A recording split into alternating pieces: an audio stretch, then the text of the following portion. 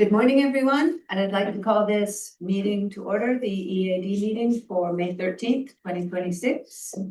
Call to order, and we recognize this meeting is being held on the traditional territory of the Lillooet Nation. A motion to approve the agenda, please. Moved by Director Matt, seconded by Director Rainbow. Any objections? Seeing none, motion carried.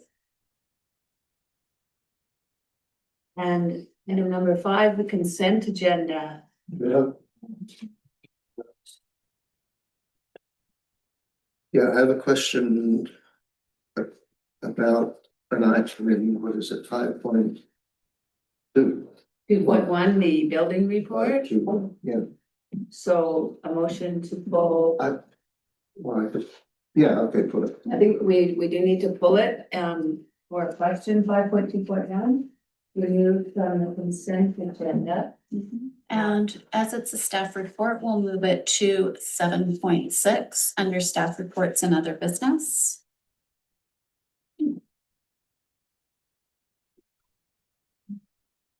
Okay.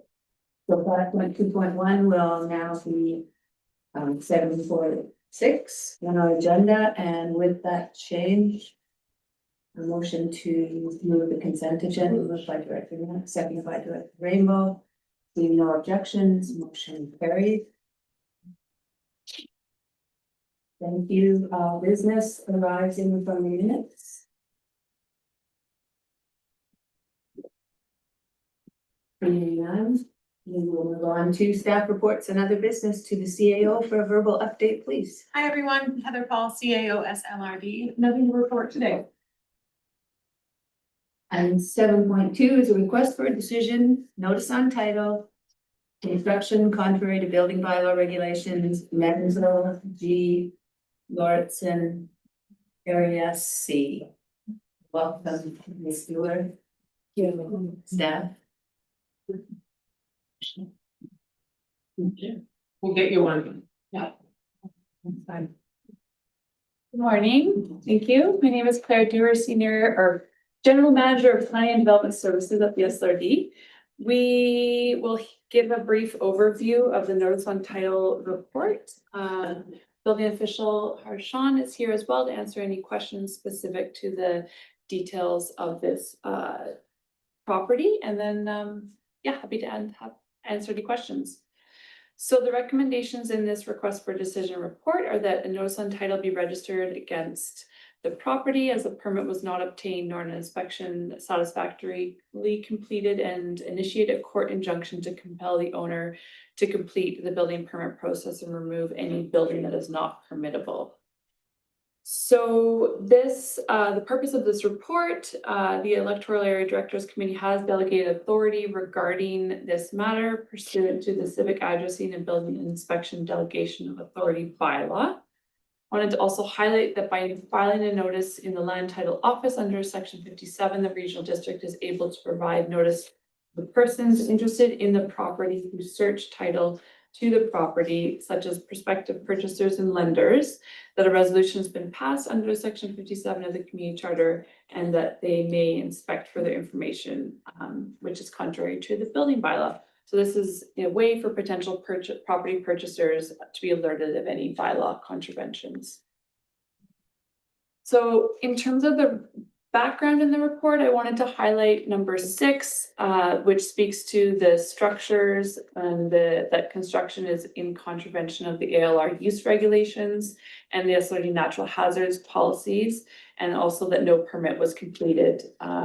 And as such, staff requests a notice on title be placed at this time and to initiate a court injunction to compel the owner to complete the building permit process and remove any building that is not permitted, or submit applications to amend permitted uses. And I maybe will let building official speak to the site visit that was completed to confirm the size of the additional dwelling. To the chair, good morning. The site visit that I completed confirmed that the current building dimensions were 51 by 25 feet, which equates to 1,275 square feet, 115 square meters. Which again, the ALC regs maximum floor area is 90 square meters. Meaning, it was quite over by about 25 square meters. Thank you.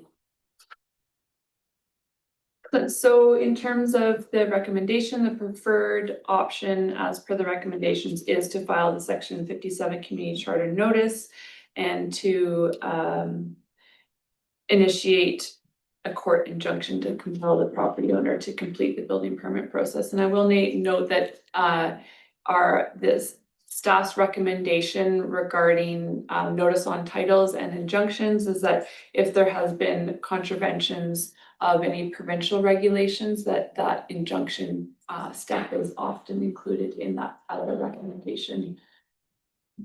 We'll leave it there. Happy to answer any questions.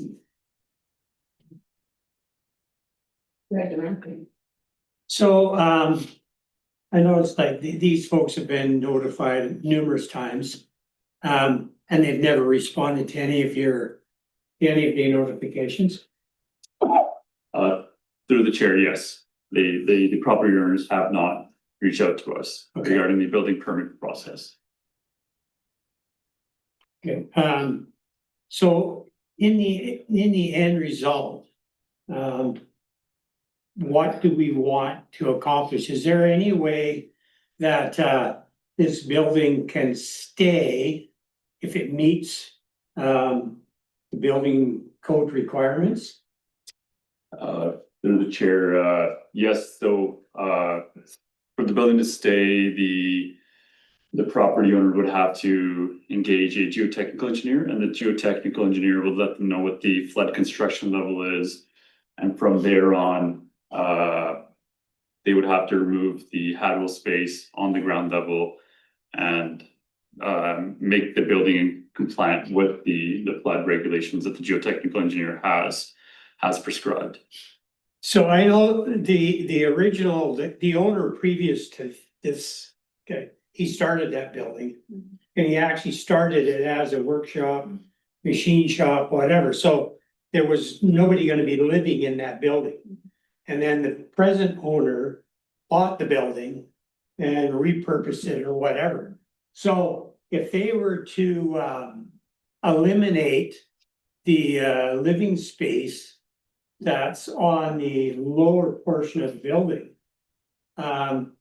or in fact, get rid of the building or the living space throughout the building and make it back into a workshop, blah, blah, blah, farm building, could that be then usable as a farm building? Yes, so through the chair, the challenge is that the use of the building is as a dwelling unit right now, which has challenges from the natural hazards policy from the SRD. It also it goes against the ALR regulations where the maximum is at 90 meters squared for the secondary resident. So there is a option to apply to the ALC for non-adhering residential use application. That would probably be the first step. And that's where we often see this initiating the injunction really compels the property owners to take the matter seriously and to either work with the ALC to work through that application process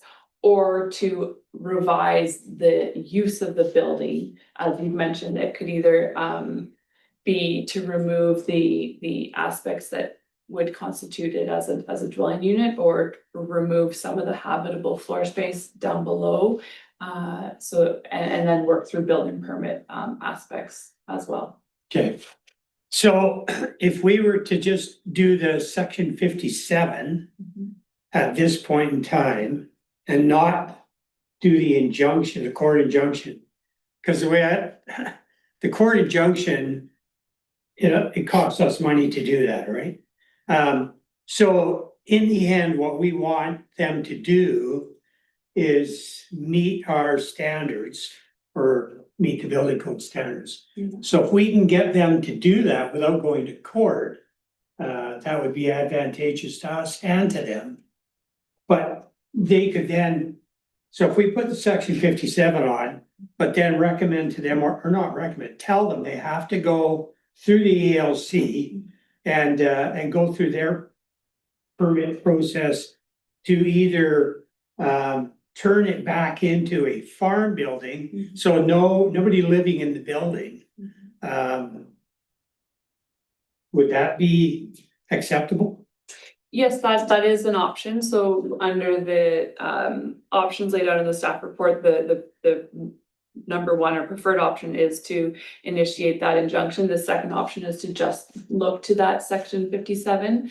The other consideration, and staff have been exploring this concept, is coming back in a year time with that recommendation to initiate an injunction. So we give them a year to address the situation and let them know that we would be coming back to recommend injunction if there hasn't been action. So that's an approach that staff have had discussions around these notice on title files and how to create space to work through the processes, but then also still compel property owners to take action.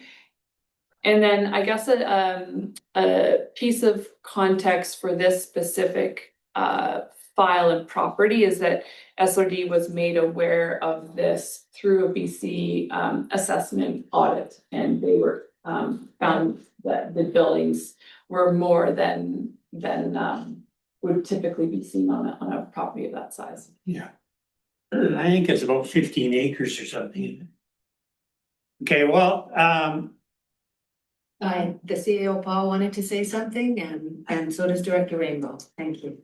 Thank you. I wanted to make a suggestion, just pulling off of what General Manager Dewar has said, which is one option could be similar to an approach the board has been making with notice on titles, is to make the motion to do the notice on title and then automatically move to injunction in a year if no progress has been made. And that will save coming back to the board and having this discussion again. And it'll also have that compelling, we'll decide later if we'll injunction, instead of will injunction if we want action.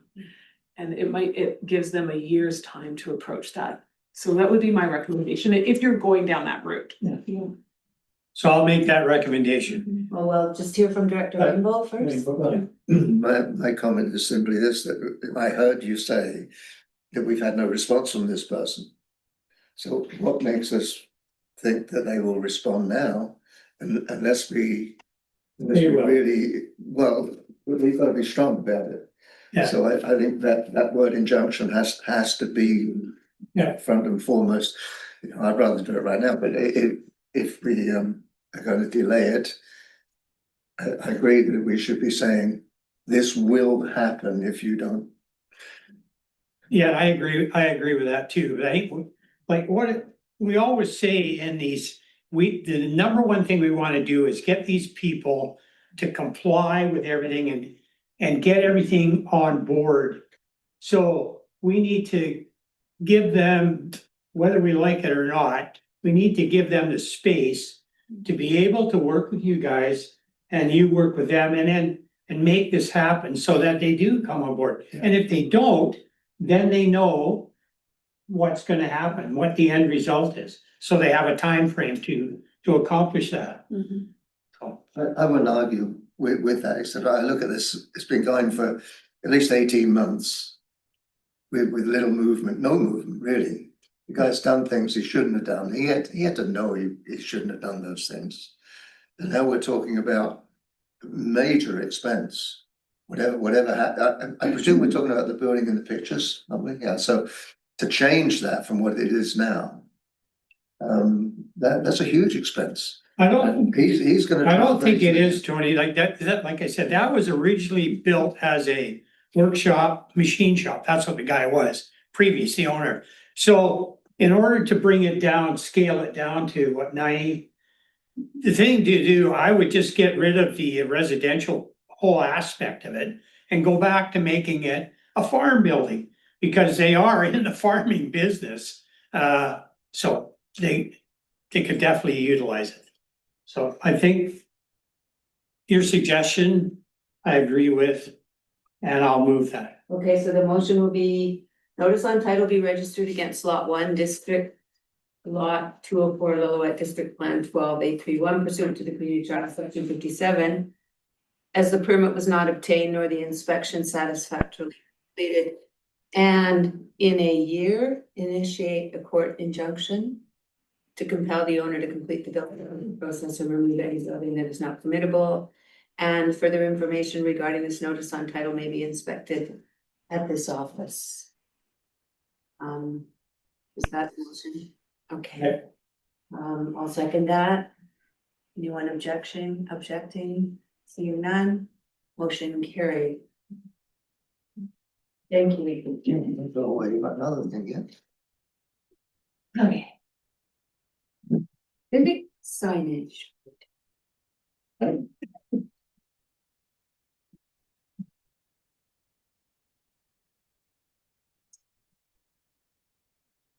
Thank you for timing this report so I could be at the meeting in person and you too.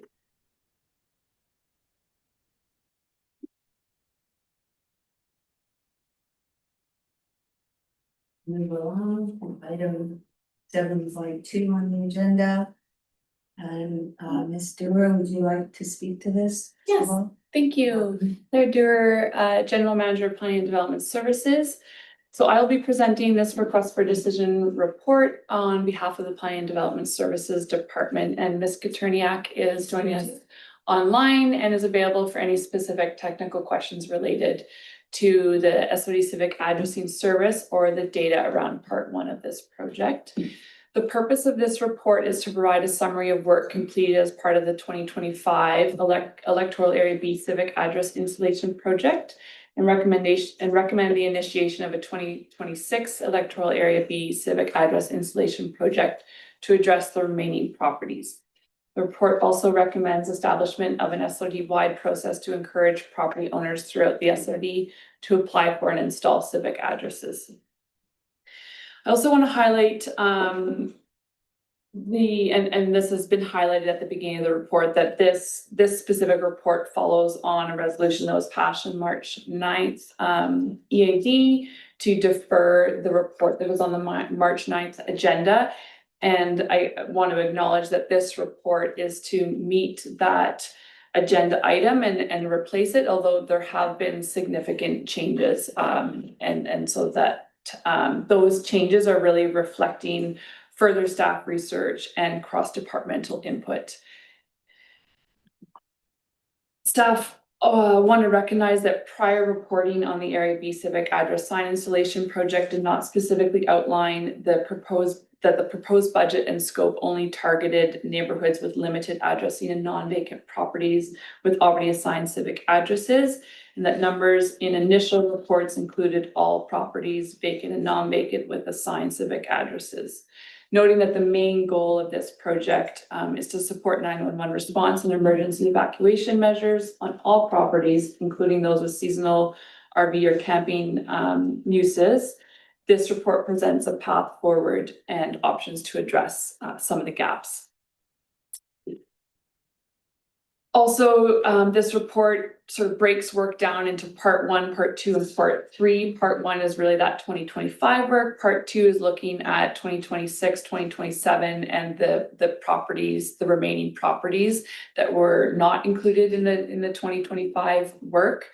And then part 3 is looking at a broader SLRD, a wide approach, including public education and outreach to all SLRD electoral areas, communicating the importance of civic addressing, the civic addressing services available at the SLRD, and also promoting low barrier civic address application process and the potential to provide subsidized standardized civic address signs at no cost to the public. And staff will speak to this later in the presentation, but we were really excited to see some of the work that TNRD has initiated and would really like to look to a similar approach in the SRD. So I want to just speak to, and this is highlighted in the executive summary section, but really the 2025 work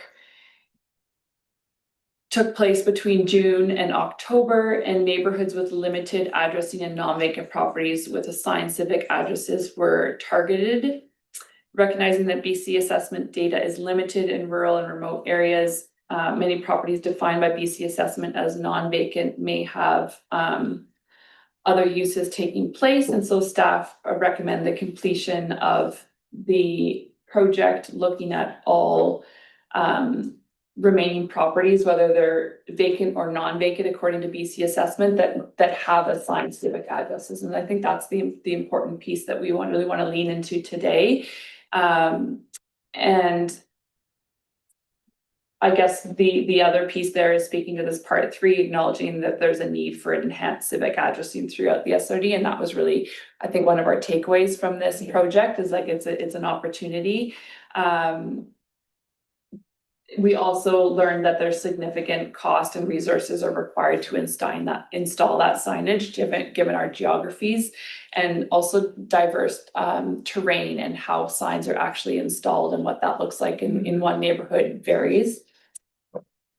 And so this SRD-wide process is really looking to encourage property owners to apply for and install civic addresses, and there's an opportunity for the SRD to really pay for that sign, and we would mail them out. And so this is an approach that we could explore further.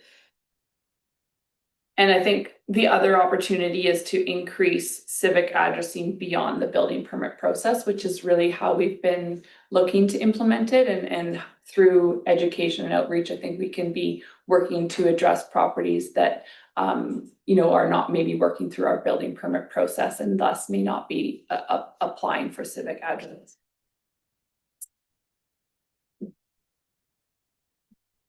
I maybe will leave getting into some of the numbers until we maybe have some further questions on that. I do want to say that when we look to the part 2 work, we would be addressing the assigned properties with assigned civic addresses in the communities of Texas Creek, Highway 12, Kelly Lake, Pear Lake, as shown on an Appendix A. That Appendix A shows which properties did have signs installed and which properties did not, and all those properties have assigned civic addresses. And then the cost for that would be estimated at about $27,000, and that is for contractor fees. This excludes staff expenses such as travel. And the financial implications section breaks it down further. Speaking to the SRD wide approach, staff are really excited about the work that TNRD has announced, and a similar project. They are offering new address signs free of charge.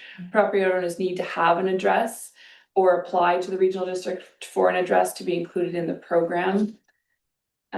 This is like, staff are excited about this, not only to have more signs installed and to reduce some of those barriers, and also as a way to encourage property owners to apply for civic addresses, which increases the SLRD's data around properties and how and which properties have uses and buildings and structures that may need emergency response. So looking at this region-wide approach, providing these standardized subsidized signs via mail addresses the ability to have more properties included by eliminating that installation cost by contractors. It also addresses challenges with BC assessment data and the accuracy in rural and remote areas. And that having owners apply for civic addresses supports this SOD data accuracy and 911 database and emergency response. And finally, community outreach opportunity around the value, process, and resources to support civic addressing, and really looking at civic addressing as a service that the SRD provides. And I'll leave it at that there for now, and happy, Anna and I are happy to take any questions. Thank you. And yep, welcome Anna, and I see Director Phillips here too.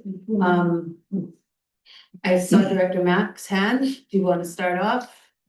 Yeah, so this program, as we go forward, what you're recommending is that all properties will have an address. Regardless of whether, because what I was told previously, if a property didn't have a building permit attached to it, it didn't get an address. Mhm. The only problem with that is, if you're responding to that property and it doesn't have a structure on it, but it has a fire on it or emergency of some sort, you need an address to go to, right? So this is, to me, this is wonderful. Every property absolutely needs an address. And then we go from there. Thank you. I mean, and to follow up on that comment, that question, we are still looking for property owners to seek that service. Like Yes. we are encouraging all property owners to apply for a civic address. Yeah, And that whether they have a building permit or not. exactly. Okay. Yeah, Owners applying for a civic address, beautiful. And I've now run into a couple that don't have one and I've sent them their way. I don't necessarily agree with putting civic signage on vacant properties. And I think we should probably come to some sort of decision about that. The purpose of the signage, in my mind, is strictly for emergency response. Although a lot of the residents have said it will be very convenient to somebody who can deliver their parcels to. Like, that is not the purpose, in my mind. It's just to shorten up the time that those guys that are driving through trying to deliver an evacuation notice or find where the ambulance is supposed to go to. You know, all of those little dirt side roads that we have all over, at least area B, not that one, this one, that time to save. So can we sort of discuss and decide about whether or not we should be making the effort of putting signs up on properties that do not have people living on them? Okay, so because that makes a difference in this project and how we approach it. Yes, thank you. And I'll speak to or answer that question briefly and also look to Director or General Manager Phillips to share information from the protective services angle. Yeah. From the approach that's being presented here for part two, why we didn't want to say it's only non-vacant properties is that we know we have vacant properties that have assigned civic addresses because they may have a farm building or they may have, you know, the BC assessment differentiation between vacant and non-vacant isn't necessarily how properties are being used or what structures are on the properties. And this is where we're looking to property owners to say, hey, if you think you may need a 911 service, or you have uses on this property that may, uses or structures or buildings that may need emergency response or evacuation, apply for a civic address. Sure. And then we will work to figure out the signage piece. And so I think we're wanting to separate that out from just the building permit process, which has been where we've been leaning efforts in the past. And how do we make sure that any property that has uses that need emergency response and have a civic address. And that's where I think we're wanting to build up the SLRD data around civic addresses and not look to BC assessment and how they've classified property, as that may not be how it's actually being used on the ground. All right. And then for the part two project specifically, we are including some properties that are designated as vacant Yes. because they have an assigned civic address. So if they have an assigned civic address, we want to include them in this project. As that was sort of how the area B civic addressing, it was like, if you've had an assigned civic address, we are going to work to make sure we have standardized signage. Is my understanding of that initial scope that then sort of was scaled down, and we just want to make sure that we are committed to the Area B project specifically for all properties that have been assigned a civic address. But not necessarily all, like, all properties that have been assigned a civic address, we hope are all the properties that have people or activities happening on them that might benefit from some service, right? So far, so good. Yeah. Okay. Director Phillips, did you want to add to that conversation? Yeah, certainly. Thank you, Chair. Yeah, so essentially the basis is having visible and properly installed signs supports public safety by getting emergency responders there quickly. From the perspective of that, all occupied properties and all properties, and really putting in the hands of the residents to determine if they may need 911 services, they should apply for a civic address. Where there isn't much value of having a vacant lot that's not going to be occupied, having a civic address. But for example, if there's an agricultural operation and they think that it would be value for 911 services to quickly respond, then they should apply for a civic address. So really it's putting it in the hands of the resident to determine may they need 911 services, and if they do, they should apply for a civic address. That makes perfect sense to me. Thank you. Director Rainbow? Just a quick question, what does it cost to apply for an address? Thank you. I'll look to Ms. Katerniak to speak to the current SLRD civic addressing service. My understanding is that that cost is quite low, and typically in the past, we have offered the service of we can provide you a sign on a cost recovery basis. What we are looking to support through this SLRD wide approach is actually covering that sign production cost and mailing out signs, and that has been we've looked at TNRD as an example of a rollout of that project, but I'll let Ms. Katerniak speak to the existing. Sign cost. Yeah.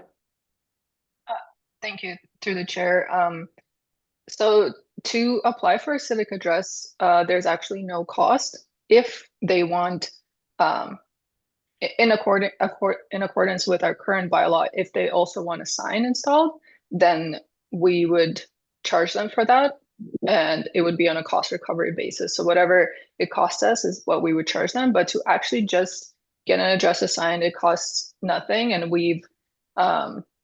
historically, we've asked them to fill out a form. But to make it easier for residents, we're actually just welcome them to email us and just to say, this is my name, this is my lot, I need a civic address. And we've provided the signs just at a cost basis, which is great. There hasn't been a wonderful uptake, but that's still a good service. Director Rainbow? Just a comment, I'm hearing some really good arguments around the table here as to why we should do this, why people should have an address, et cetera. Seems to me that the issue for us then is to get that message out to people. So it becomes a communications issue more than planning or anything else. Just to get people thinking about, okay, they maybe see a reference to it, but they don't really take it seriously. And we've got to get that message to them that it's an advantage to you from a safety point of view to have this. Definitely. So anyway, I say I'll just leave that at that. Well, I think this project has kind of run into a few issues along the way, and like there's been some learning, then that's one of the learnings. Certainly I was trying previously to encourage people to apply for one of those practically free signs, but I wasn't getting very far, just a sort of power of inertia, I think. There are already some of our signs from part one put up on vacant properties. So that has been one of my questions. Why is there a sign there? So you think that was deliberate? If, I mean, retroactively, you probably can't say, but there are some non-vague, the wording is awkward here, eh? Yes, and so my understanding is that the properties that were included and addressed, those 166 properties, Right. those included properties that had a assigned civic address, and that a property owner may apply for a civic address because they want to get utilities to the property and they may have not actually built anything on it. Or there may be other reasons why they've applied for civic address. When someone applies for civic address, we don't say, why are you asking for a civic address? We say, yes, here's your civic address.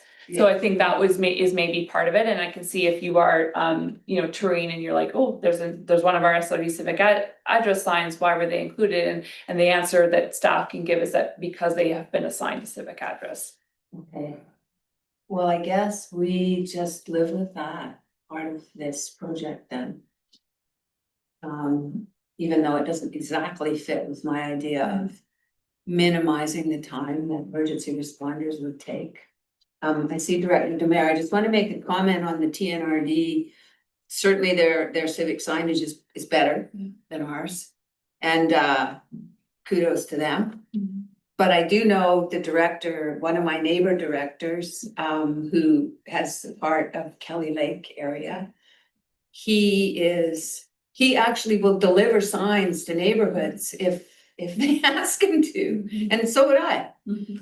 If there's a few residents in a neighborhood that would like, I would do that.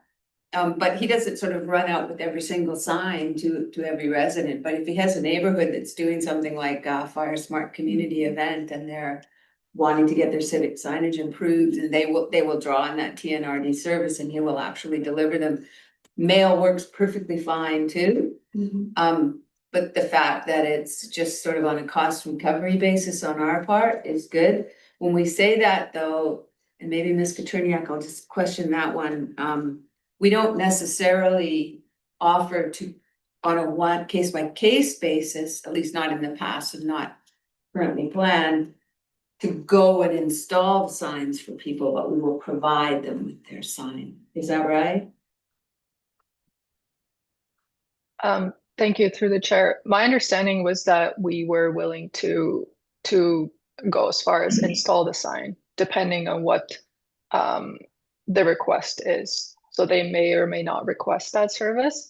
My understanding is we were willing to provide it. Again, on a cost recovery basis, it would not be cheap to just get one, installed. It's a lot cheaper when we get them kind of in bulk in the way that we did them in 2025. Okay, Director Demare? Yes, a couple of things.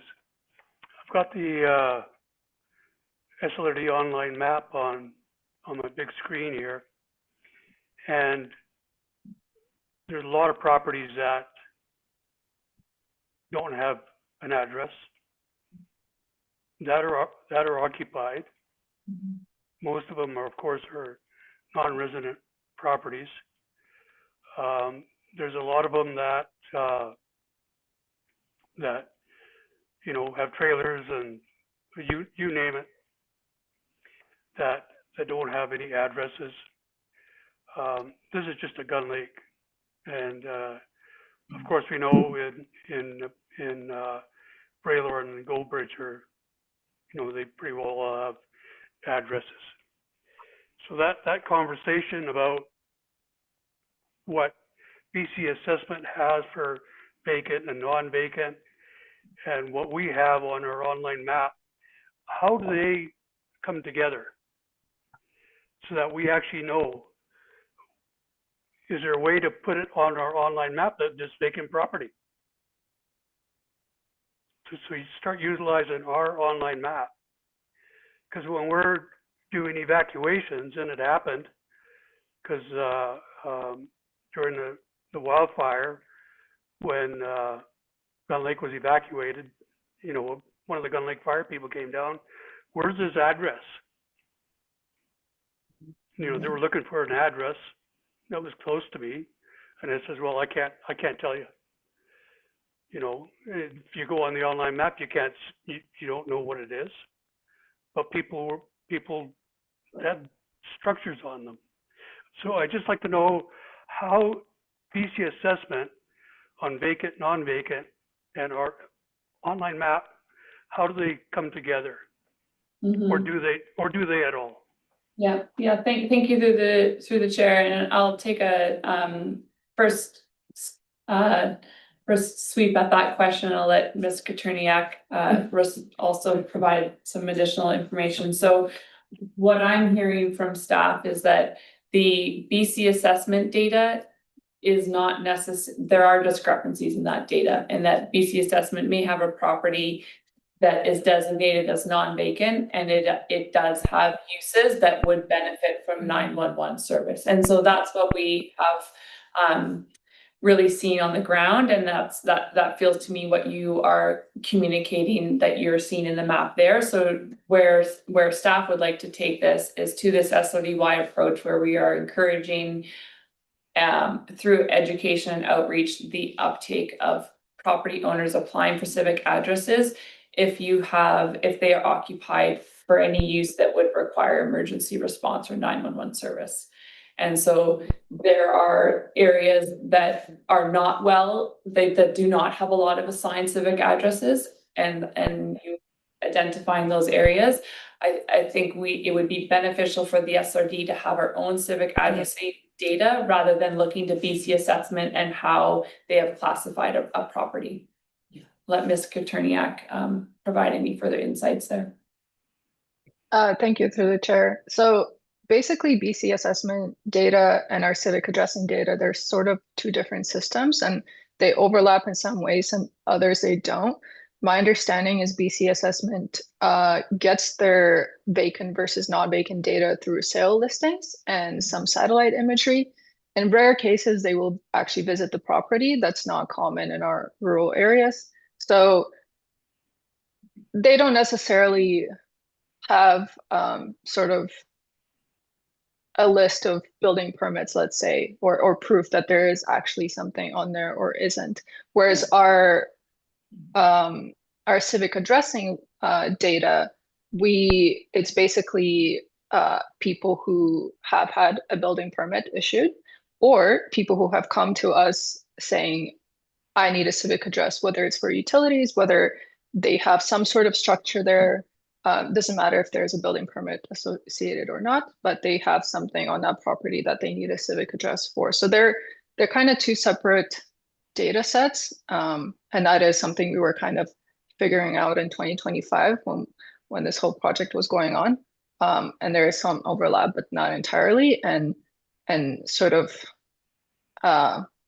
previously the direction was that our data, so our civic addressing data, should be considered the more authoritative source, and has historically been considered more authoritative. So we would be the ones telling BC assessment, here's the properties that have an address or properties that don't have an address. In theory, they should be coming to us to ask for that data, is my understanding. Okay, So neither system has all of the information. Both of them are imperfect. But we can improve ours. And that's something that this project is generating more interest in doing, which has got to be a good thing. And I made some assumptions at the beginning that we had a lot of that information in good order, right at the get-go. So the other sort of stumbling thing for me was we were doing a mail out. We're doing a mail out because I'm asking for it and select funds are paying for it, because I know that's how Area B residents receive information. They're not going onto our website to read these notices. And yet there was lots of people that didn't receive the mail out. We don't necessarily have that system completely as up to date as we would like to either. And then, to top that off is, of course, in the rural areas, and this is common in rural Canada. Somebody's phone, the postal. Trying to figure out how to stop it. Yeah, good. Thank you. Sorry. Just making the point that often the residential civic addresses are not the same as the mailing addresses. We have post office boxes. That works, but it just adds another layer to the information. All right, so now I'm listening to this scandal in Alberta where, the names and addresses of all of the voters have been released and not used properly. And I thought, do we have access does the SLRD as regional government? I was just hoping that would be such an elegant solution. No, okay, we don't have access to, can we ask for it? Yes. Thank you. I believe that Director LaFrance can also help with this. Our mail, so civic addressing for the property, mailing addressing is different. Our mailing addressing specifically comes from the province. So if you get a property tax bill, you're getting a letter from us. We have the exact same data that we get from the province, but we cannot share, provide.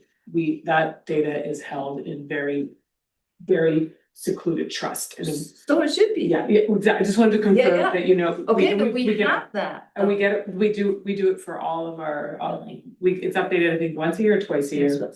Yeah. Yeah. See, I thought that for that very reason, we would have some pretty accurate lists that we could draw on, and I recognize that is very private and should be private, great, but it's a resource that staff have available to them, okay? And they used it. And it was used, Yeah. okay, good, cause we're not gonna get to perfect here, but at least we can get better. Director Demare. Yeah. I wasn't finished yet. Oh, I got a sorry. couple of more questions. Sorry. Gun Lake Fire just recently put on Facebook for people to get their civic addresses up on Facebook post. In this whole conversation, it looks like we may not do Area A next. If not, then because that's what I'm getting out of all this, we're going to finish up Area B, and then we're going to leave it to the residents to come back. So, was there originally a mail out to the property owners for the Area B project? Only some of them. That to certain neighborhoods that were being targeted initially, it's not all of them. Now, I thought that would have gone to all Area B residents, but it didn't. Okay. It was directed to the ones that decided to work on first. Fair enough. Yeah, exactly. That's what has to happen. So we have a good information in it. Why we're doing this. If you wanna join in, blah blah blah blah blah, all the rest of it that goes along with it. Because it should be coming from the SLRD, and to make sure that everything's done correctly to our address bylaw, the size and all the rest of the bits and pieces, and to be standardized would be so great. It is Sure, nice. Rosie. Yeah. So to get all the buy-in to be able to do it, if we're not going to do a full-blown project for Area A, it's going to be a little bit more challenging. But if you do it as a project, fully funded, it's definitely going to be a lot better for the communities. Thank you. Thank you. Make a comment. I can't seem to raise my hand. Go ahead. General Manager Phillips, yes. Thank you, Chair. Just a couple comments. Director Mayor, appreciate your note about the 2023 wildfires and the challenges with evacuation. Our team has been working closely with Gun Lake Fire and Braylorn and others in terms of trying to make sure that we do have operational evacuation plans, and that work is continuing. It's ongoing. In terms of just general data, there's also a number of other projects related to NG 911 that are initiating, and one of these is a readiness assessment. So this will be engaging a contractor to look at the data sets we have and making recommendations about how we can improve those in the future. So we should also have some learnings and improvements that we can act upon that work is done. And fully appreciate the comments around communication and the need for, getting the residents. And also we have our program through our Fire Smart program could help just state the importance and or how you would actually update your civic.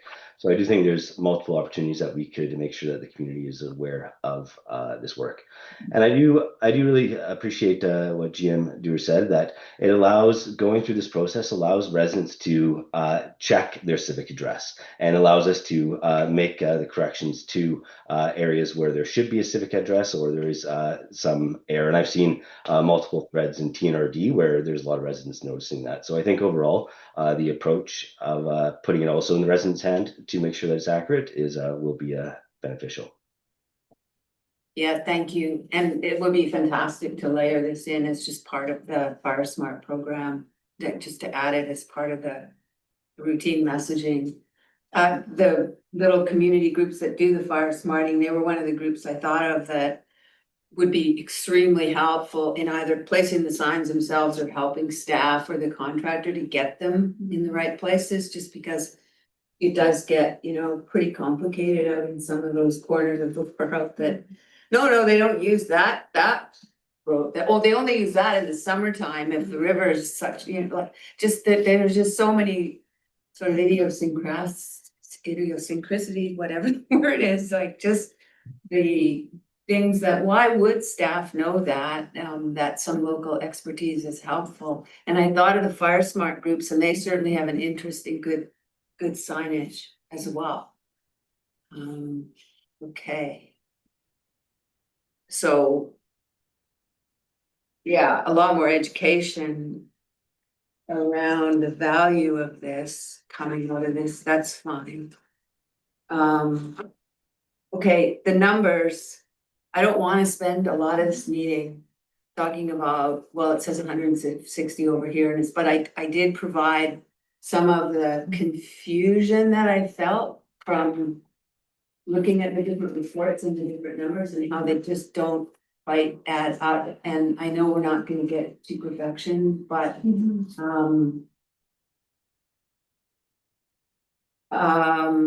maybe in the next report, if it was just a little clearer which numbers we're going to be working from as our numbers for the next part of the project.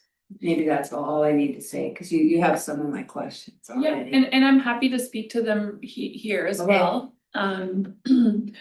You know, there was a question around how Highline is included. Yes. And it is included in the 170 number count, and we have excluded it from the remaining properties because either those properties were included in that Highline project. So yes, they're included in our total number of assigned properties that have an assigned civic address. We're not gonna include them in this work because they either already have a civic address sign installed through that Highline pilot project, or we also have acknowledged that there are some properties that are inaccessible.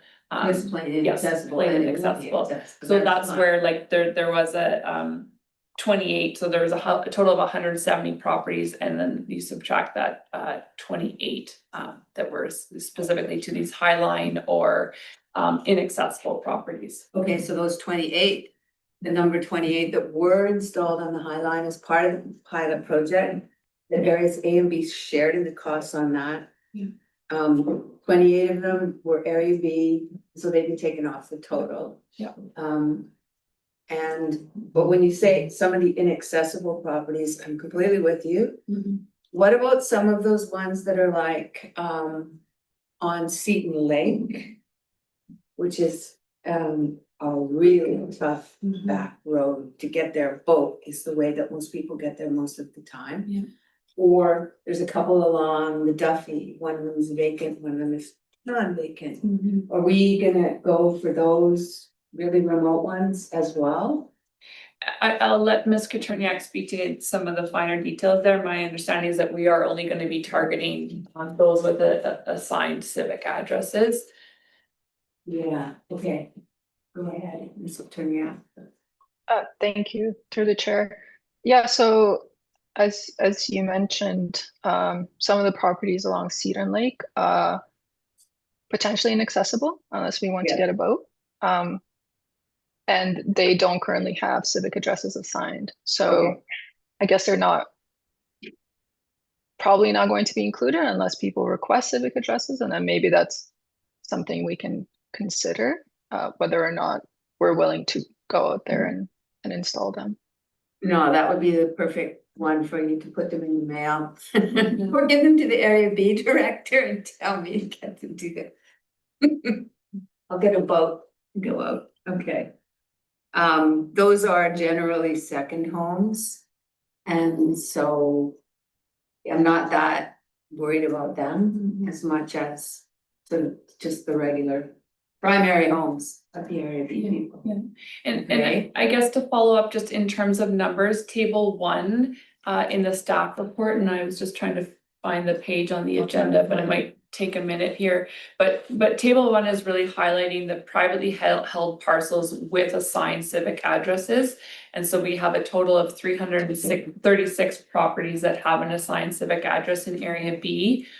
160, Wait. yep, Let me catch up to you. perfect. I'm on page 44, the table part 2. Yeah, so table 1, there's Um, table 2. Which page? Sorry, Claire. Let me just get to. Or because it's for the report, but when it is Okay, so Oh, it which is page? on page. Pardon me, it is on page 41 of the agenda package. And you're probably looking at the updated agenda.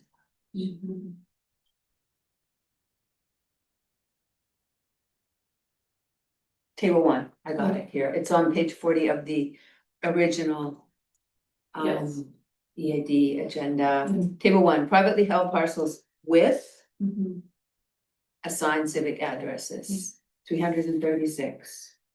166 were done. And then there's that 142 that remain to be completed. And you do have the note about the Highline area being done. Excludes the 28 properties that already have a sign.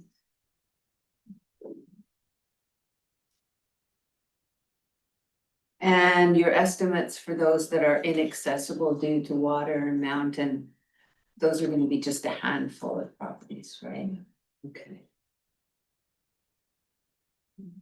And I will acknowledge the numbers have been very complicated and it took a lot of research for staff to try and understand the sort of where the numbers originally came from and how we ended up at 166. And I think that was some of the learnings, is that looking to that BC assessment information was getting really, there were a lot of discrepancies, and really we want to just look at what is our information we have in our from assigned civic addresses. And so that's where I feel like table 1 is kind of where we want to focus our Okay. energies. All right.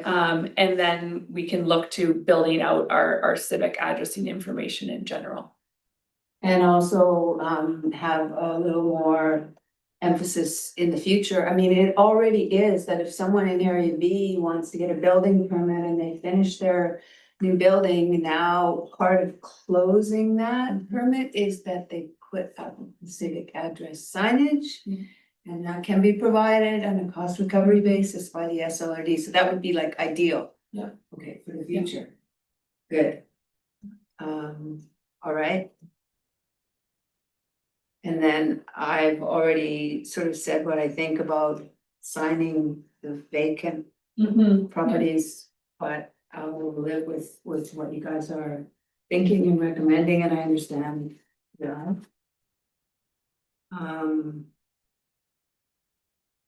I think I understand what unassigned civic addresses means. And now I know Pavilion Lake and Texas Creek. Okay, so there is going to be a review of what civic signage exists at Pavilion Lake and at Texas Creek. Yeah. And those few gaps can be filled. So we will be looking to, it is acknowledged that the 2025 work did not include some neighborhoods that do have assigned civic addresses. And that feels like the remaining properties that we want to complete as part of the work in 2026, 2027, based on direction from the directors here today. Beautiful. Don't order the signs until you've done the reconnaissance. Okay.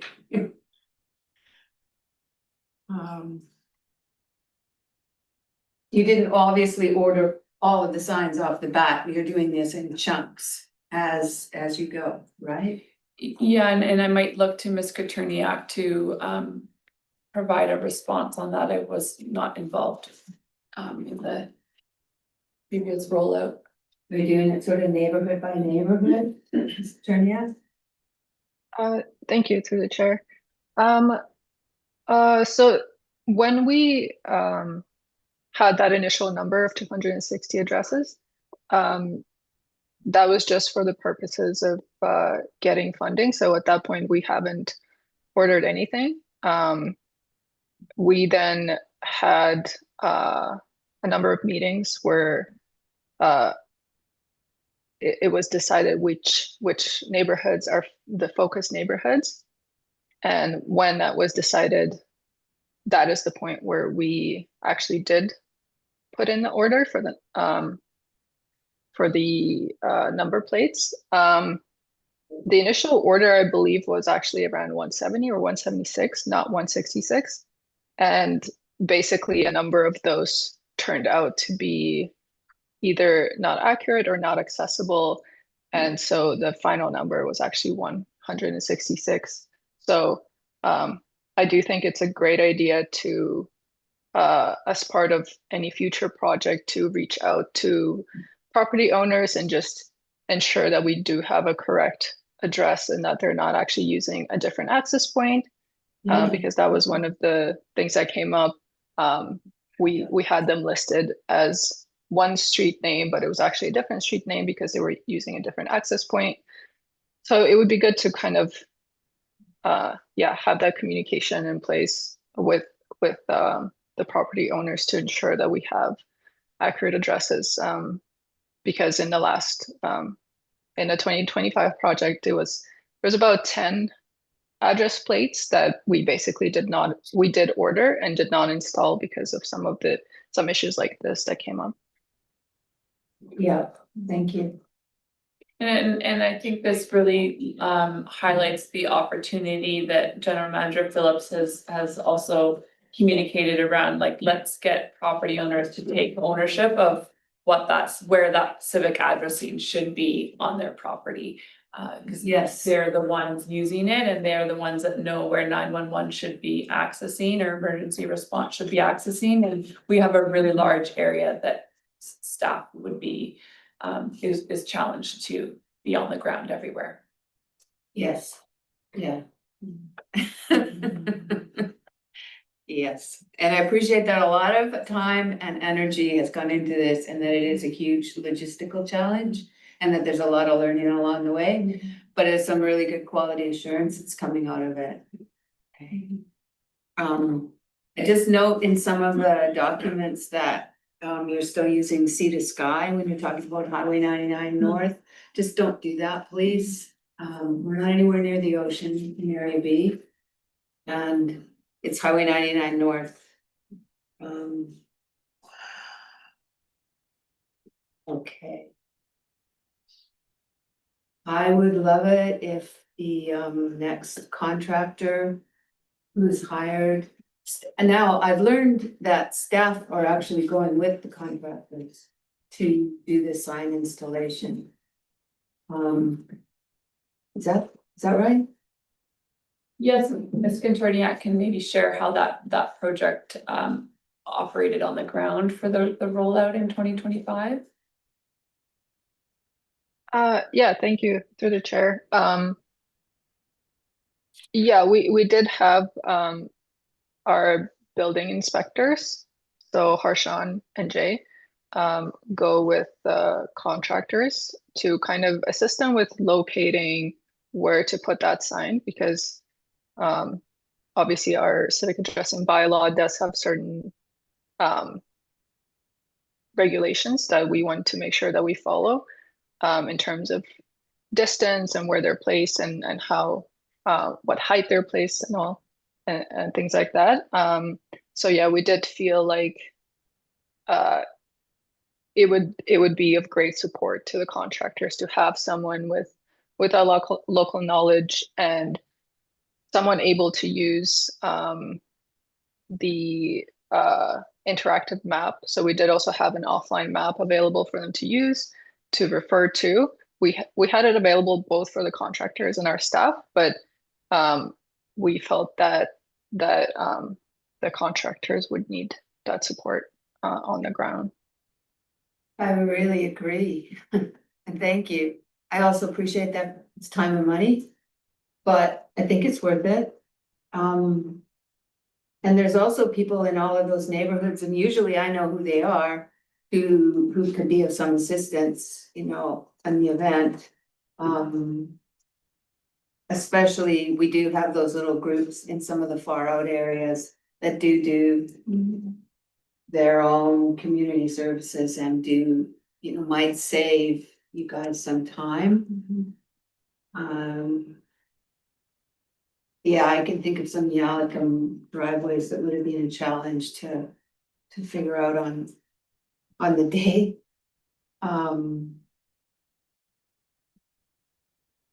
Okay. Let's see.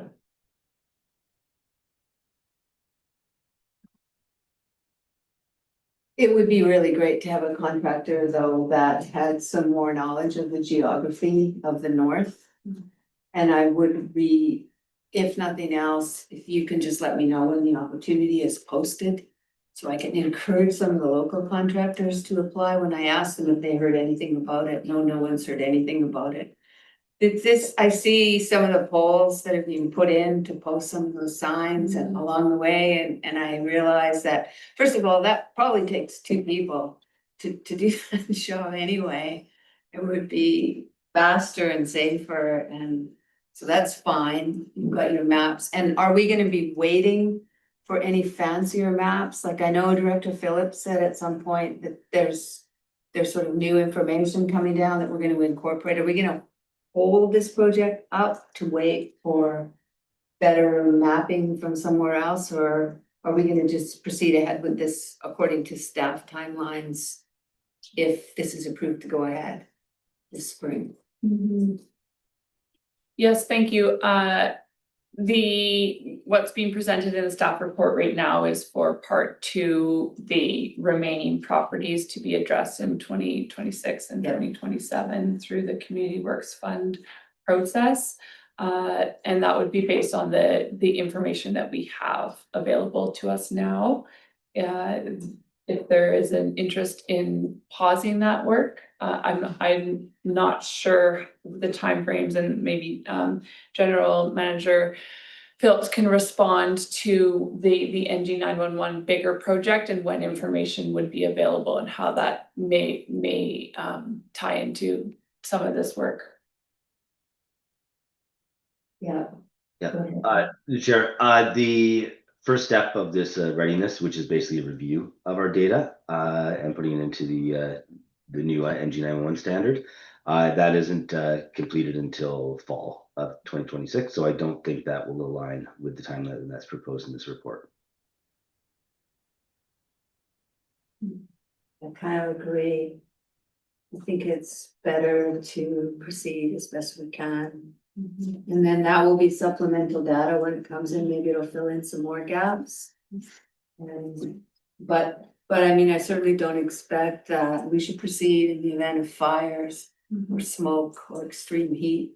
It's not that important. Yes. One thing to note, similar to the TNRD, the voluntary program where you let us know you want one, and we have, the TNRD has said up to a certain amount. So those funds could be available until they run out. So we're not saying if the project's over, if there's still funds available, or we can come back. Community Works Funds actually qualifies for this, which we're always happy to hear. Yeah. Which is why you'll see if they come forward in the June meeting if this motion is passed. That is something to note. Okay. That up to can cover a longer timeline. Okay.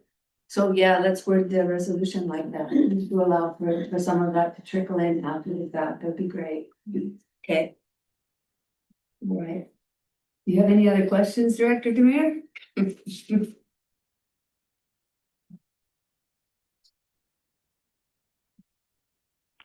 Yes, you know, if we do a mail out or we do social media blitz or whatever happens for the other electoral areas, and we're gonna fund it. How are we gonna do that? So if Area A residents all of a sudden wanna get the signage, where's that money gonna come from to fund it? Do we have to do an up to with some PIL funding or? Well, if I can just cut in. Oh, do you want to go ahead and answer that? Yes, so I mean, we identified community works funds for that. And there's a recommendation. Yeah, I've got Community Works Fund. I want to save some for the paving of the main street in Braylorn. And I don't get a lot of Community Works funds. What about if we took 5,000 from each, or is that too complicated? Do you have to do 4 applications then? Yes. We can come back in June with options and consider the comments here, and we Okay, do recognize one pot. What if all of Area D gets done and Area A doesn't sign up, or vice versa? So we're gonna take all that into consideration. We come in June, and it's good to note, thank you, Director Demare, on your concerns about the community works funds. Thank you. all right. Are we ready to, first of all, I really appreciate that a lot of work and a lot of more work than we expected has gone into this. And this is, thank you, we're in a better situation. The resolutions are, I need to make one typo fix in the Sure. second that it needs to be read appendix A, not appendix B as appendix. There was an appendix that was removed sort of last minute, so we've got the motion that the SLRD Electoral Area Directors Committee receive. The Electoral Area District Address Installation Project Summary of Work from 2025, 1. That we continue the civic address sign installation project in Electoral Area B covering remaining properties as outlined in the report and Appendix A. thank you. And that staff establish an SLRD wide process to encourage property owners to apply for and install civic addresses in support of emergency readiness and response with consideration of providing standardized and subsidized signs. And that staff bring back to the June Electoral Area Directors Committee meeting the Community Works Fund report with the recommendations on funding parts 2 and 3 as outlined in this report. I can move that. And I need a seconder. Director Mack, or I'm sorry, Director Demare is seconding. Any objections? Seeing none, that is carried. Thank you. Maybe we have a 5-minute break. The chair, you get to call it. I'm calling a 5-minute break. Do it. All right. We're coming back to order and we are looking at 7.4. The May 2026 Select Funds Report. Mr. Hodgkin's here. I will turn it over to you. Morning, everyone. Colin Hodgins, Deputy Director of Finance. This is the May Select Funds Report. I just have 2 quick updates since this report was published. So for Area B, the Kelly Lake Road Wildfire Emergency Preparedness Society, we've signed that contribution agreement. Yes. And those funds are on the way. Thank you. So that will be reflected in the next report that those have been contributed.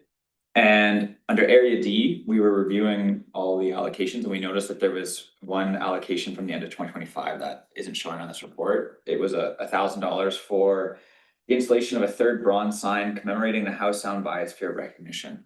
So that will be added to the next report. So where was that from? That was a resolution from 2025, but it just was missing from this report. So it's still outstanding. There's a $420 left. Oh, I thought I used it all up. There was an invoice that came through recently for 600 and Something like that, yeah. and there's $420 remaining of that. Oh, okay, well, we could deal with that now, if you like.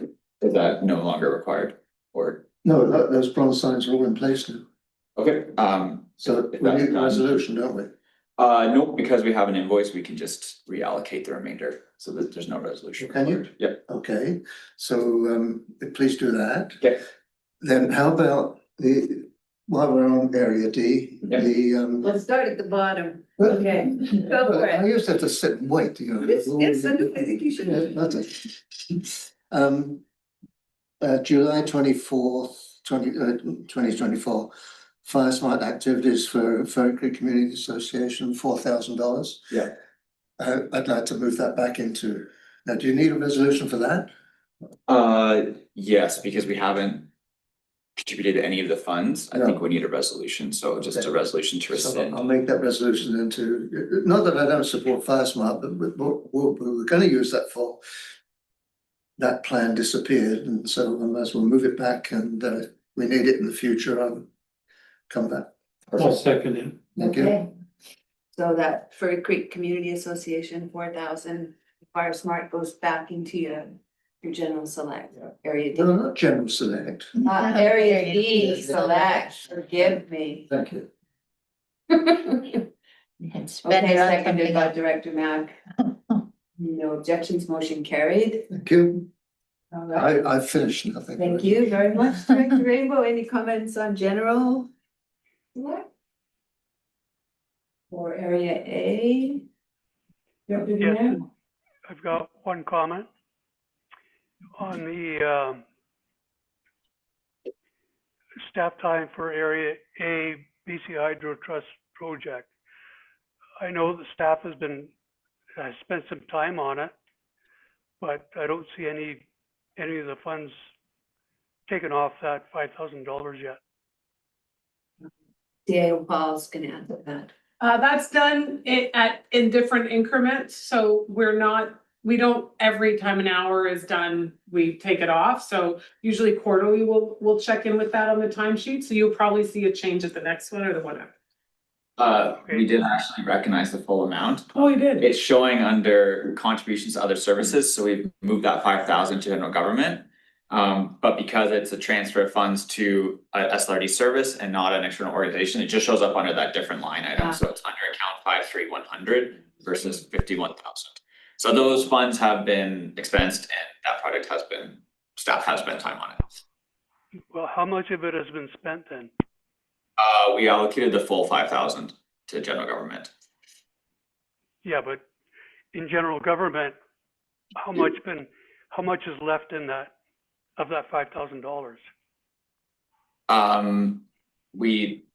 Do you want to speak? Yeah, we can take that question away. Staff are still working on it. There's a future board report for this. You will see the full amount being used. It's gone. They're spending it, Okay, thank you. report to follow. Yeah. Okay. Area B, I did have a question, but I don't think Colin could answer this one. If we have enough here for the AAC lunch meeting in the spring, I better check. If we have, if you look at B, 200 additional funding on top of 233.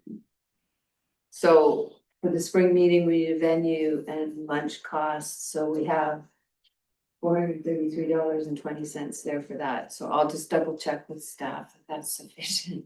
Okay. Area C, Director. All is good. Okay. Motion to receive with the amendment, I suppose, yep. Moved by Director Rainbow, seconded by Director Mack. Objections, motion carried, the select funds are received. So now Community Works funds, back to you. Yeah, thank you. This is a report requesting the allocation of $20,000 towards the Pemberton Transfer Station Accessibility Audit Project. These accessibility audits are a legislative requirement that we are required to do. There was some work done on process administration that was included in the SLRD budget, and since this relates to infrastructure, it was eligible under the Community Works Fund program, and that is why we had suggested using the Community Works funds for this project. And I have Veronica Reed to answer any actual project questions, if she's probably more well versed in that than I am. Director Mack. So my question is, it says here that the 20,000 would come out of Area C, Community Works Funds. So the transfer station is a joint PVIS operation. So is the village putting any money into this account or whatever? Like, so we're putting in 20,000 of Area C's money. Yeah. Is the village putting in any money for this report? We haven't requested the village to contribute community works funds. It's not necessarily something that we've done in the past, but it's something that could be explored. The way we saw this was it was something that is legislated, like we are required by legislation to take on this project, and it was identified in our accessibility plan that needed to be done. So that's why we had considered using community works funds for it. But that is probably a bigger discussion of when we have these shared services, if we're contributing community works funds to project, if we want to ask the village to contribute. Yeah, like I think, you know, if we're doing a shared service, then these expenses should also be shared, right? So if it's a $20,000 amount, 10 should come from Area C and 10 should come from the village. In my mind. Yeah, and I mean, if Heather wants to add anything, but we don't, there's no requirement for it to be shared the same way that taxation is. So I can't speak to whether the village has those funds available or would be willing to commit it, but it is something that could be explored, I guess. CAO Paul. I would look to the strategic services staff. This question was given a heads up that it might be here, so I look to strategic services staff to answer. So this is an SLRD project, part of our accessibility plan. And so it is just the audit, like going forward, there may be barriers identified that need to be removed. And at that point, we would perhaps collaborate with the village. But once we start looking at removing barriers, there can be more funding available. And so we have to get through this audit first to be able to do those next steps. And if it is a lot like work that needs to be done, I think that would be the point. We would talk to the village and go from there before making next steps. Okay. So you answered with a smile, so okay. I'm good. We'll get this done, but if we're going any further with this, I expect the village to be backing up because it is a shared service, right? Yeah. Okay, thank you. So Director Mack would like to move that 20,000 be allocated to Pemberton He wouldn't Transit. like to, but he's going to. I'll second. Yeah. All right, seconded by Director Rainbow. Any objections? Seeing none, motion is carried reluctantly. Director Mack. Now, 5.2.1, I just had we go back to the building report. We'll send it. I'll find it. I just have a little question. I wasn't sure if I had to pull it or. I have one too, so that's okay. But Rolling back there.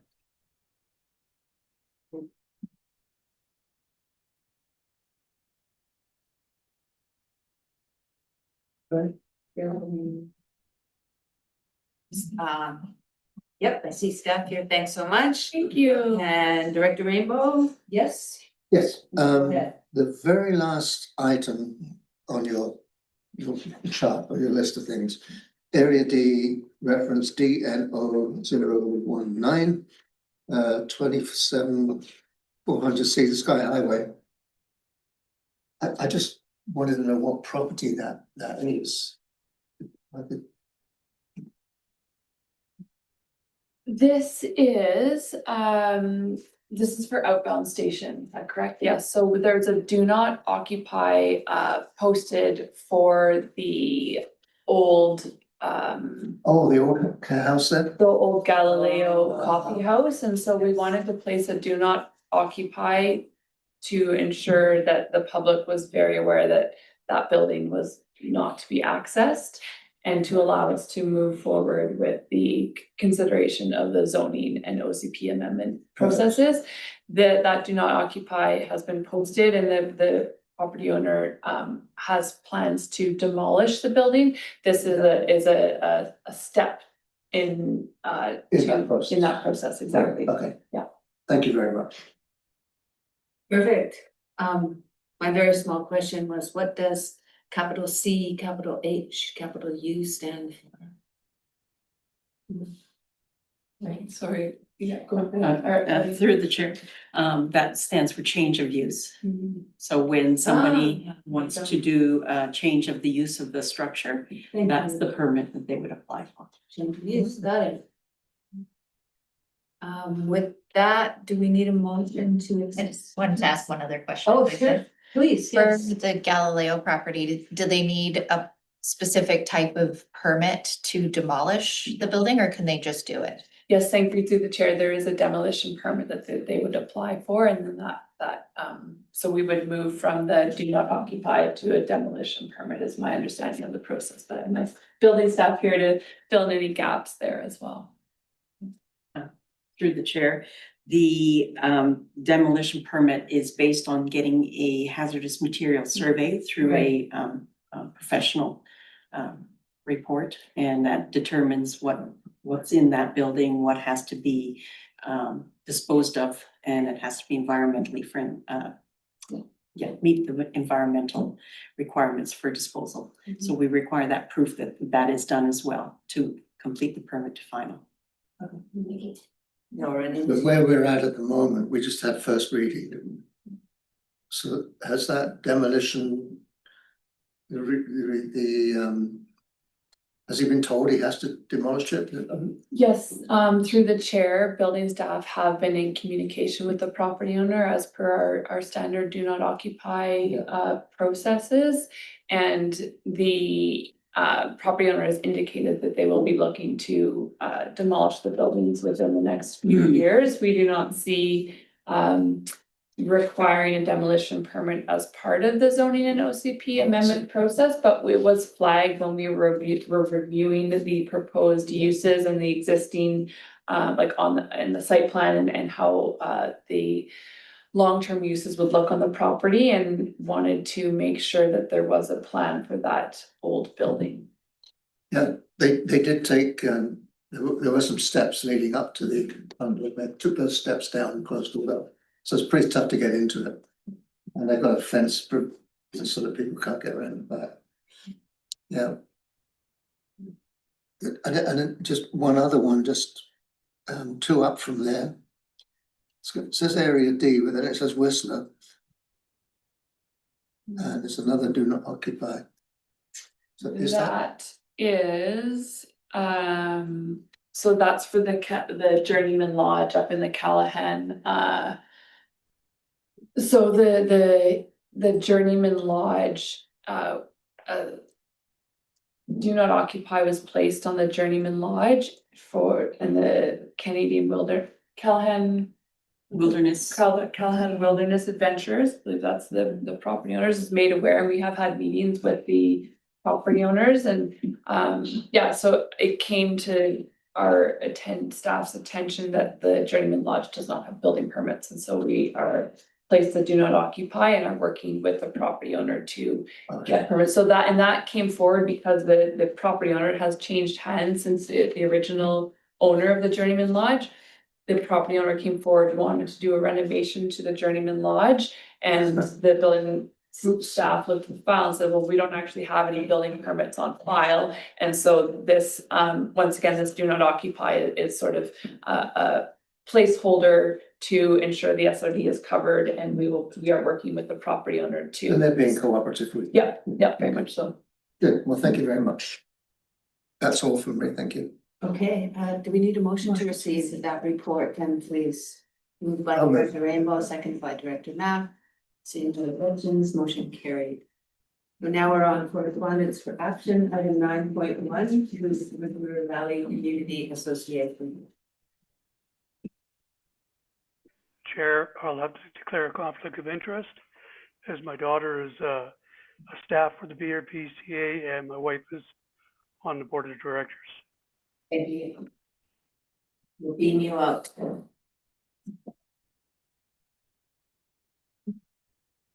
And I am quite prepared to make the motion for this funding, I'll second. seconded by Director. I'll vote for it. Alrighty, there's no one opposed. I know Sal's done a good job with bringing in different funders here. And this is our grant writer at work. Doing a good job. So, motion carried. No, let's, And we'll welcome back Director Demare and move to item 9.1. He's back, he's back. See that, we're on 9.2. A request for funding from the Lillooet Music Society. I would like to move that we fund Lillooet Music Society in the amount of $2,000 from Electoral Area B Select Funds towards this 26-27 concert season. Seconded by Director Mack. Any objections? Anyone opposed? Seeing none, motion carried. 9.3, I would like to move funding to Just Do It Sports Society in the amount of $2,975 from Electoral Area B Select Funds towards new equipment for the 2026 Youth Golf Program in Lillooet. As follows, $2,375 towards golf sets and $600 towards golf balls. So moved. Yeah, with the comment that I will try to reduce that 600 for you With that. by our May meeting. Okay, with a grateful acknowledgement that we have received some generously donated golf balls from Bird Creek area. Nevertheless, these kids lose a lot of golf balls. Yeah. So I'll leave the motion as stated, Okay. seconded by Director Rainbow. No one is opposed, motion carried. Lillooet Soccer Association, I would like to move funding of $1,000 from Electoral Area B Select Funds to the Lillooet Soccer Association towards the purchase of a new fridge and freezer. So moved. Seconded by Director Mack. No one opposed, motion carried. And now we're getting to 9.5, the Statlium Grad Committee. Have you had a chance to look at this one, Director Demare? Let me catch up in my notes here. Yes, I have. I personally think this should come from General Select. Okay. As if you recall, I can't remember if it was a motion or a comment that we need to up our General Select through the built process. Yes. We review the built program. Yeah. And so that we could also fund some of our Indigenous neighbors' activities. Because if you look down, we've got another one for a rodeo. That one there, you can imagine how many from the Statly will attend that, and maybe even the Squamish Nation may attend it. So that's another one that could go to General Select. So I highly recommend that we use General Select funds for this. This is for graduation, for what, a ceremony or a scholarship or? Well, it gives a structured, safe and alcohol-free environment where they're gonna have a dinner and then they're gonna have an entertainment. They've done this for a number of years, and the fact that they have 38 students registered this year is pretty good. What I'm comfortable with is providing $1,000 from Electoral Area B Select Funds, but I would like to take 500 to 1,000 from General Select. I can't remember what the balance is in General Select. And I'm gonna go back. I think it's 19,000, I think.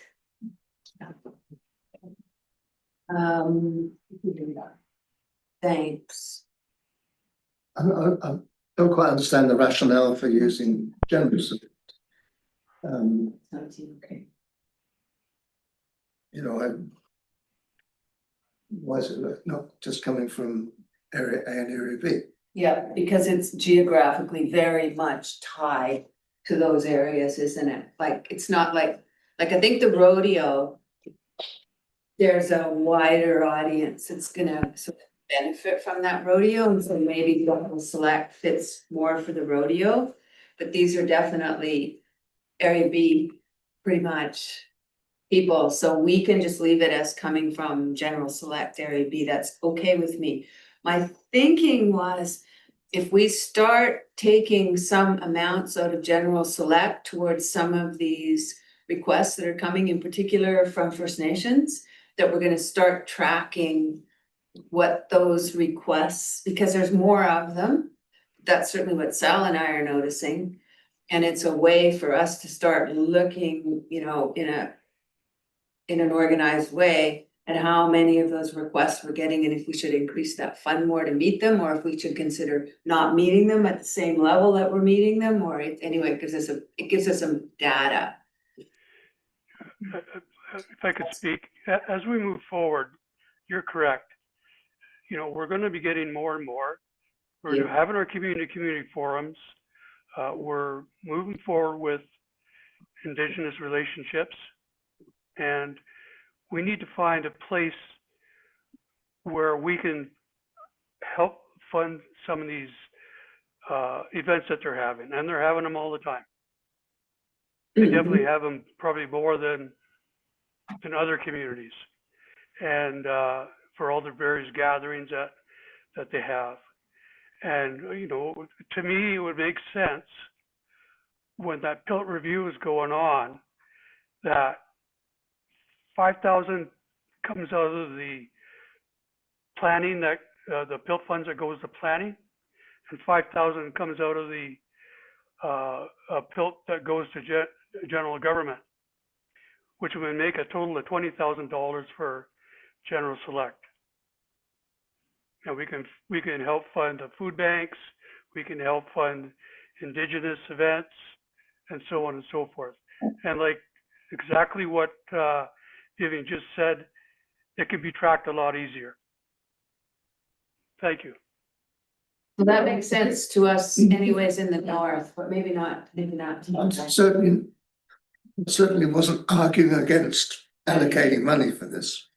And if we're talking about considering how we might make changes to our PILT allocations, and that we might have a section, if you like, which we don't have at the moment, which is for Indigenous activities, or however we want to phrase that, then yeah, that makes some sense to do that.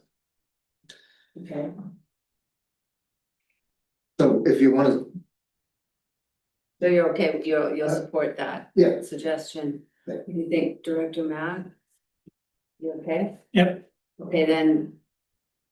We'll try this. So the motion will be then to take $1,000 from Electoral Area B select funds and $500 from general select towards the Statlean Grad Committee request for their celebration 2026. Good. I'll make that motion. Seconded, yes, Director Rainbow. Those in favor, no one opposed, motion carried. Thank you. Request for funding Pemberton Valley Trails Association from Maintenance Apprentice Proposal 2026. Director Matt? Yeah, so earlier I just had a brief side discussion with the CAO. So, because my question was, they get money now from PBIS. And so this is just a request for over and above that. So back to the thing that it's a joint service with the village. So this 4,500, should it not, half of it come from Area C select funds and the other half come from the village of Pemberton? Question for Mike, I guess, yes? Hi, thank you, Heather Paul, CAO. One thing is, we don't know what PVT, Preferred Trails Association, is going to Village for independent funding. It's not something that we coordinate together. I believe they have multiple funders that bring them, and we do have a lot of organizations that do get funded through PDIF, which is the Pemberton and Area C Collaborative, and then also come to their separate tables to top up. Okay. The option would be. So, let's just investigate that, but in the meantime, I'm willing to advance the 4516 for this project Okay, from Area C select funds. got it. So you're gonna move that Yes, and. Yeah. I think it's reasonable that we know yeah, what other funding they. yeah, maybe they've applied for other funding besides this. Yeah, Yeah, so that, yeah, we just need to investigate that. see, it says to support a part-time trail crew position. Yeah, What, It should show. is that half of what they need, or is that yeah, all of what they need? And You can ask for more information. pardon me? You could ask for more information. No, because I mean, Well. it's that time of the year where they need people working on the trail, so I don't wanna hold this up. We can find out what their intent is. Okay, CAO Paul. Thank you. I would recommend to save staff time is to do whatever you choose to do today. And then the grant administration policy that's coming forward actually does consider that and make recommendations about asking for where's your other funding coming from? It's something that it's a great question. We all agree with it. Okay. So moving forward, our proposal will be that, and you'll see that likely in June. Okay, If I could speak, please do. they do have a table of the 2025 revenues, They do. and that's a 2025, and they do have grant SLRD EAD fund $4,516, but that was their 2025 revenues, and they don't really show the 2026, which is kind of interesting. It is. It is the beginning of the year, though. Yeah, Okay, well, this has been moved and seconded. Yeah. And opposition, Yeah. motion carried. Okay, with some follow-up. Now, 9.7, request for funding Lillooet Nation 2026 rodeo sponsorship. The nation requests funding in the form of sponsorship for the annual rodeo, May 16 to 19. Is that next week? This week, that's yeah, this it's weekend. this weekend. At the Lillooet Lake Rodeo Grounds in Mount Curry. What do you think, Director Mack? Yeah, so last year we put forward $4,000 to this. And I was told, I thought it all came out of Area C select funds, but you said that 1,000 of it came out of general? Finance has confirmed with me via email that the full amount came out of general. The full amount came out of general? Very regionally. Pardon me? It's more regional than. Yeah, Over 2,000. so can we do that then again this year, the same thing? We certainly can. Okay, well, I'll make that motion then. So $4,000 Yeah. from General Select, is that okay Yeah. with you, Director Rainbow? yeah, Okay. Yeah. Moved, I will second that. Anyone opposed? Okay, motion carries. no animals will be harmed in this way. Yes, that's right, you mentioned that last year. There might be the odd rodeo person that gets harmed. Fucked off. Okay, that's carried. 9.8, Coast Mountain Academy Scholarship Funding. This is. Yeah, hang on a Area D. minute, I'm trying to find the little things. There it is. Yeah, $2,000 they're asking for. I'll support this. This is funny, I've been playing, I was playing telephone tag with Brett Logan before I went away. I still haven't had a chance to talk to him, but I'm okay with the amount of money. And they already have a criteria that I gave them, I think, a year or two ago. So I'm happy with that. All right, so you're moving $2,000. Yeah, I'm with it. Select funds, electoral area D. Seconded by Director Mack. Anyone opposed? Seeing none, motion carried. And then Pinecrest Estate Strata Council, various projects. Yes. There are three main things.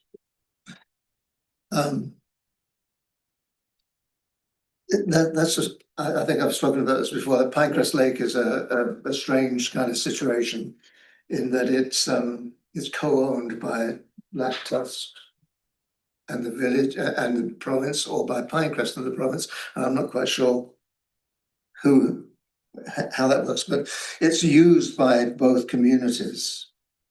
But there's sort of a separation. So Black Tusk look after one end of the lake in terms of beachside cleaning and property and so on, and Pinecrest look after the other.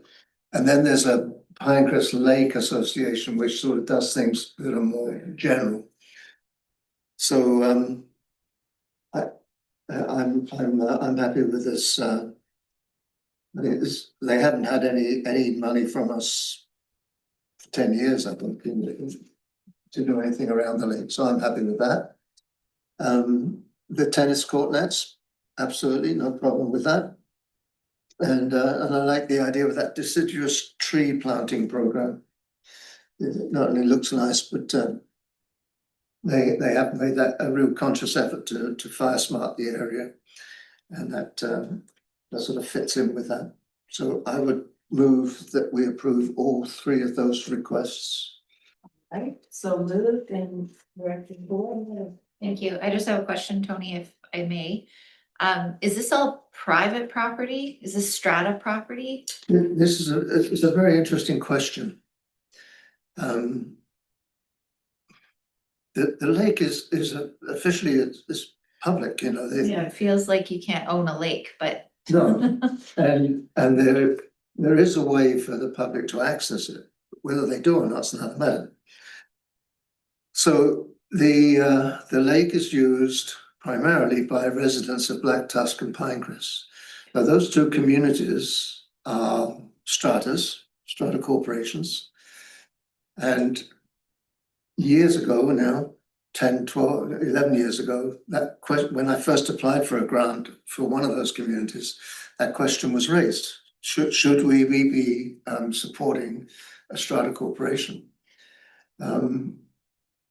When you look in the context of other communities where there's a strata corporation in a larger community, and I'd say the answer is no, unless it's available to the whole community. In this particular situation, if we say no to these two stratas, then you're cutting off taxpayers from any kind of benefit from granting opportunities from the SLRD because of the way that those communities are structured. So I think the argument at the time, that's the argument I made, and it was accepted. And so we have been funding, to some extent, each of the stratas with odd things like picnic benches and stuff like that.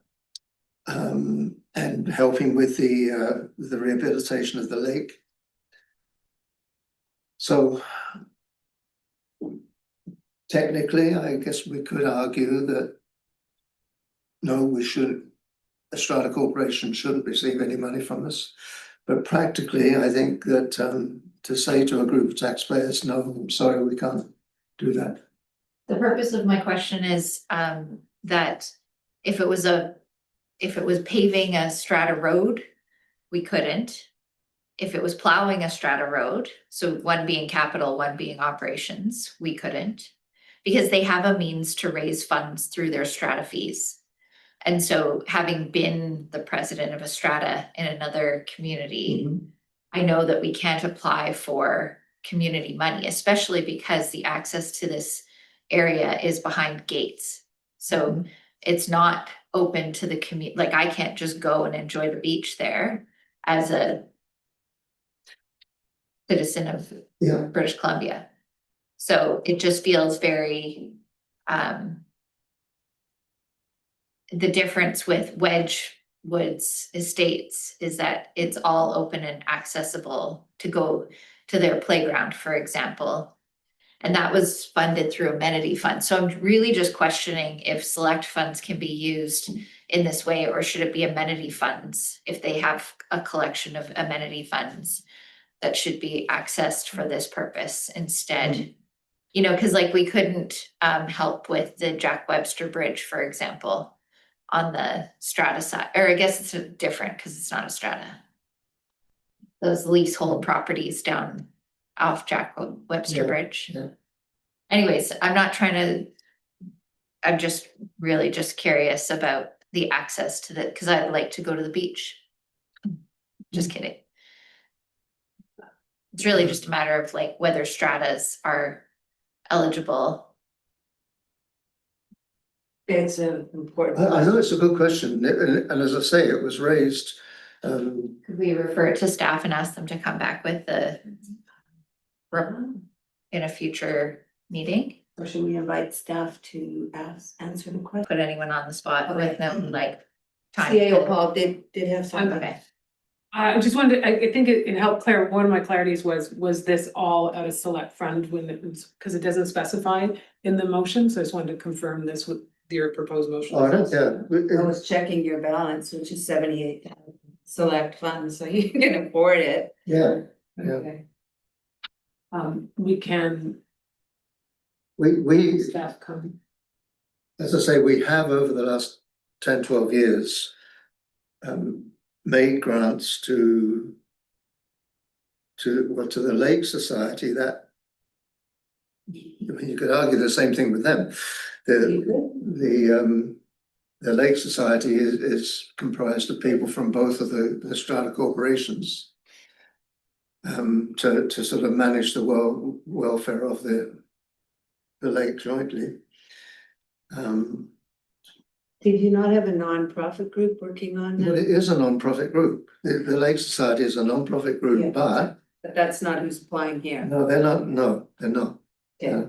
But even if they were, the same question arises that the access to the lake is primarily people from these two strata corporations. And you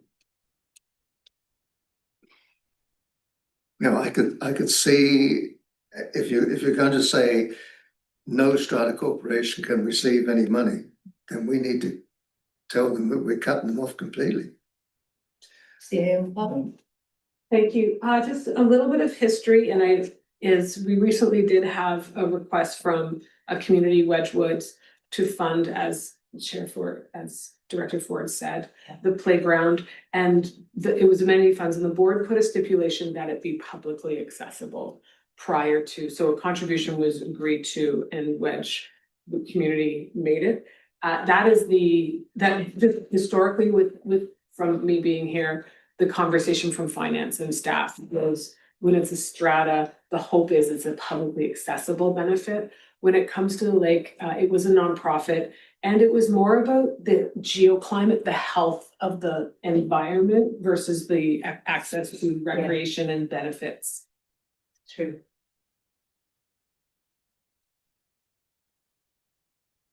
I mean, you could argue that it's available to residents of both of the stratas. That's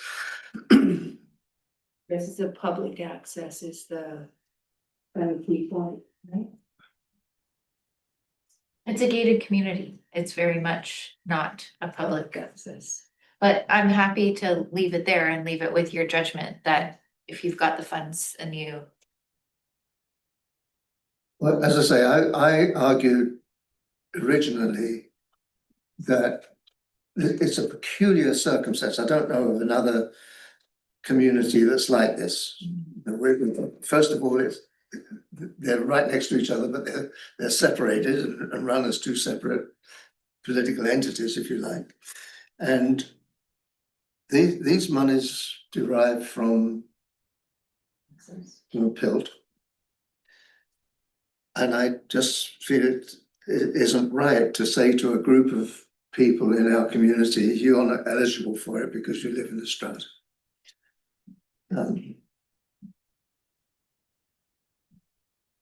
CAO Paul had something else to add. Just for clarity, we do fund stratas, we did fund the wedge strata. It was really about it being publicly accessible, so stratas at times could benefit from PILT. The question was, is it benefit to the entire SLRD and publicly accessible benefit? Having a private beach that's gated is viewed differently. What about the pool in Furry Creek? It's not accessible to the rest of the SLRD, so it wouldn't be That's not eligible. accessible to any the rest of the people in Furry Creek. How is it funded? It's owned now by Fine Peace Corporation, Okay, and they fund it. they maintain it. Originally, it was co-owned by the Strata Corporation and the landowner, and they funded it jointly. But then when Fine Peace came in, they took over the whole thing. Well, it was negotiated and so on, but so it is a privately owned building, and they apparently at some point are going to make it more accessible to. It's accessible to people in the strata right now because that was grandfathered at the time of the agreement, but their long-term plan is to open it up to other people.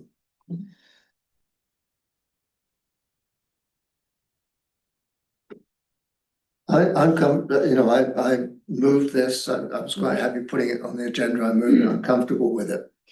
So unless I'm told we can't do it. Nope, just need a seconder, and that's Director Mack. Yes. Okay. Any objections? Anyone opposed? Nope, motion carried. Thank you. 9.10. Association of Britannia Beach Fire Department Chief Nichols retirement Oh, I've celebration. got some comments on that as well. Hang on a minute. Okey-dokey. If I can find it, was it gone? Oh, yeah. Now, the original request was for up to $8,000. Up to, Yeah, up to, but that, just scratch that, ignore that completely. okay. Because they decided themselves that was too damn expensive, and I've put a note here somewhere. I just made a note for myself, the exact amount. Where will I put it?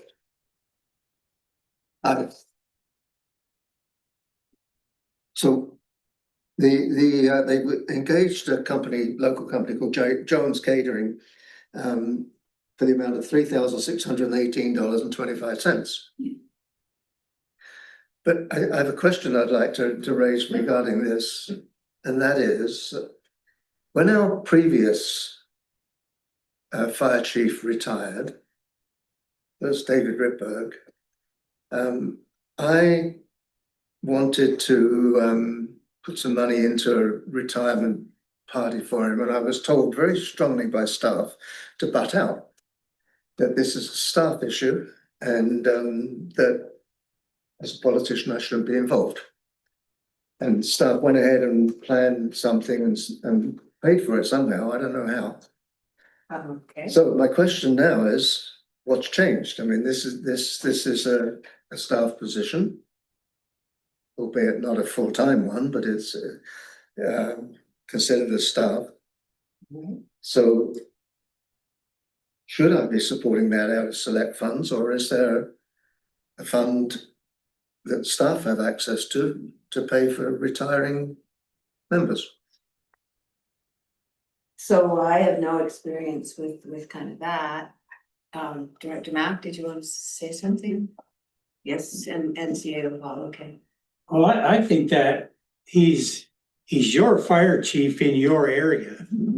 I think that you should most certainly have the ability, the authority, the whatever, if you want to contribute money that belongs to your constituents who he represents, I think you have every right to do that. And if staff has money to add to it, fine and dandy, do it. Well, I wanted to raise it because of the response I got last time. Okay, and CAO Paul is waiting to say something. You can refer that to staff and we can get that answer. I don't have that answer now. I can tell you that all these requests are passed through staff, both finance and the applicable department, and they make comment and I don't have anything to raise here right now. Okay, so that objection hasn't been. I do know that they are working with the Britannia Beach Fire Department on this. So if you would like, we can defer it to next meeting for staff to come comment, but they're not available now. Would you like to wait and get No. that? No. Okay, I'll just move that we pay it out of select funds and, Area D select funds, the full amount, yep. not an amended amount?